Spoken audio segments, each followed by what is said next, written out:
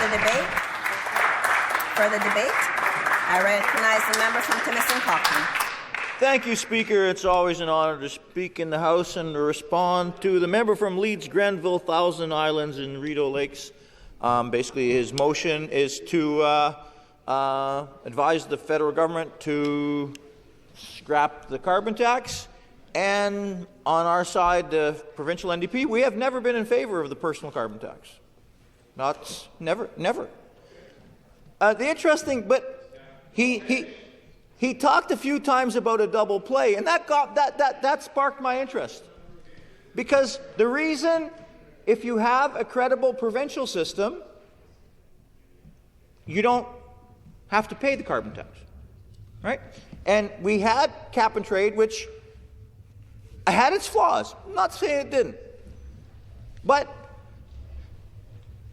the Ford government did institute an industrial carbon tax, $63 per ton. They pulled in $146 million last year on the industrial carbon tax, and we're still forced to pay the federal carbon tax.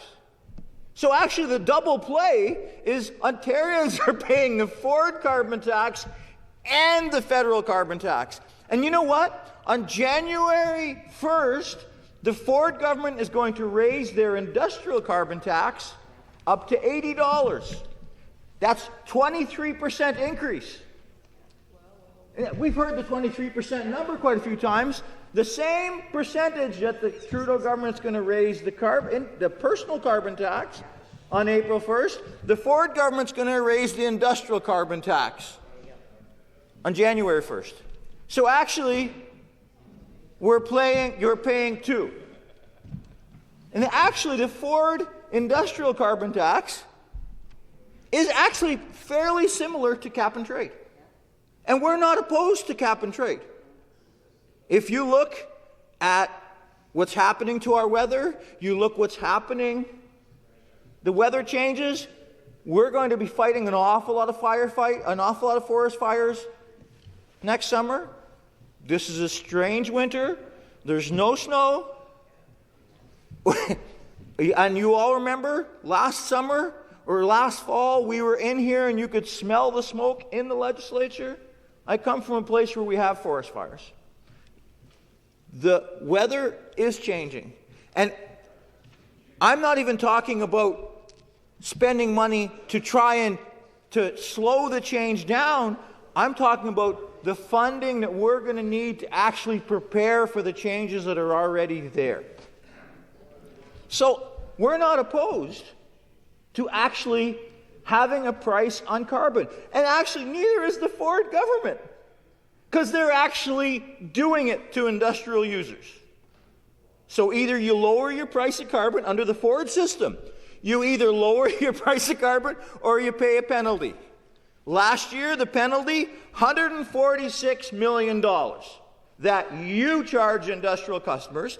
Now that $146 million is also going to funnel through the system and make prices higher, just like the Ford carbon tax. All the arguments you've been making against the Ford carbon tax, you've all been making them against yourselves as well. $146 million. And it's going to increase more next year, 23%. It's similar to cap and trade. Now, the Ford government goes, oh, well, it's the cap and trade carbon tax, all the same thing.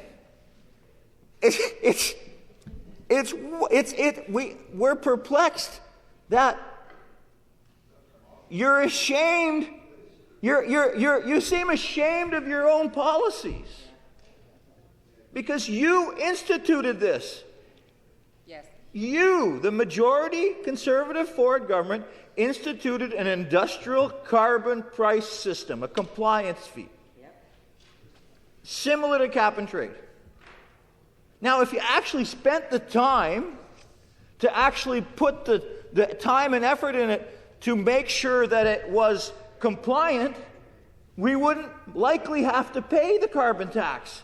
But you're so busy trying to politic for your federal members that you don't even want to put the horsepower in to actually tell people that, yes, we care about the environment, yes, we are putting a price on carbon, and yes, we are trying to comply. You're doing politics instead of governing.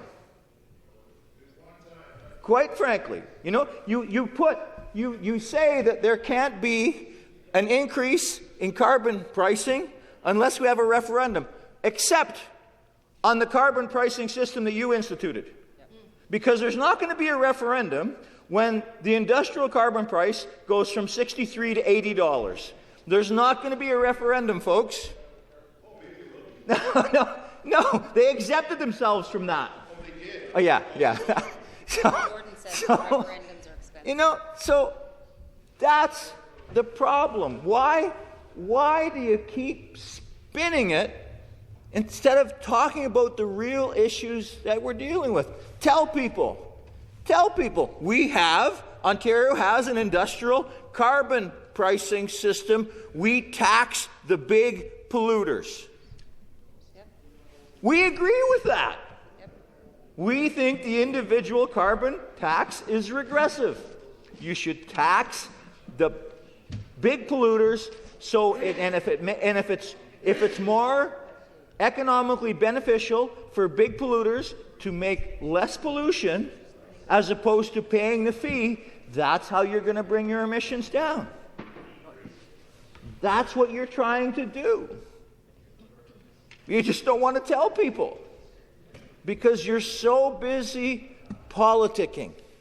So busy. That's what you're doing. So I hope in this 2 minutes that the member tells us where the government is going to be spending the $146 million that they collected last year, and likely more that they're going to collect in the upcoming year, so we can prepare for more forest fires, so we can prepare for more floods, so we can prepare for all those things, because they're going to happen. That's what we should be talking about. We agree with you. On the individual carbon tax, Ontarians shouldn't be paying it. You have a program in place that if you actually employed it, Ontarians wouldn't be paying it. But you don't want to tell them that. I don't understand.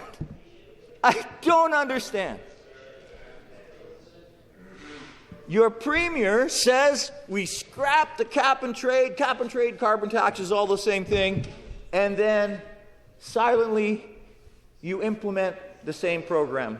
You put it back in yourself. But you're hoping that for whatever, and I don't understand that. It's not a bad program. It has a purpose. But you don't want to tell people. I just don't understand. The Ford government has instituted an industrial carbon tax on the big emitters. They have it. It's going to go up 23% on January 1st. Last year, it was $146 million that the Ford government collected, carbon tax.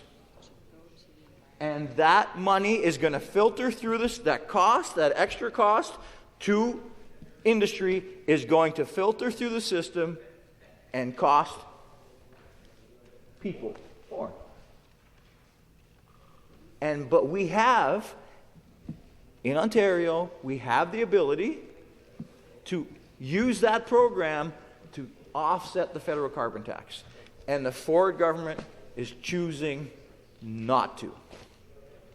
They've brought up the carbon tax, the federal carbon tax, at least 200 times in the last, it feels like that, but it's not quite 200 a day, but they bring it up a lot. It's amazing. Yesterday, they bring forward a budget, provincial budget, and usually the day after the budget, the questions from the government to themselves is, Minister, can you tell me how great this was in the budget? How great that was in the budget, right? Self-promotion questions. What did we have today? Not one. All federal carbon tax, federal carbon tax. We didn't have a question either, and this is the question that I'm posing right now. Minister, so last year we collected $146 million in industrial carbon fees. Could you please tell us where you invested those fees to safeguard Ontarians from environmental changes due to climate change? Now that would have been a good question. Great question. Right? A relevant carbon tax question. But, so you call them compliance fees. It's a carbon tax. It's an industrial carbon tax, as opposed to a personal carbon tax. We agree with you that the personal carbon tax is regressive. But the personal carbon tax is a backstop. The only reason you have to pay the Trudeau or the federal government personal carbon tax is if the province chooses not to implement their own system. And yet you're doing both. You implement your own system and you're still forcing people to pay the federal carbon tax. You spend millions going to court, millions doing other things on stickers, and you implement a provincial program. Why don't you fully implement the provincial program, exempt Ontarians from the federal program, and do what we can together to help fight climate change and the effects from it? Thank you, Speaker.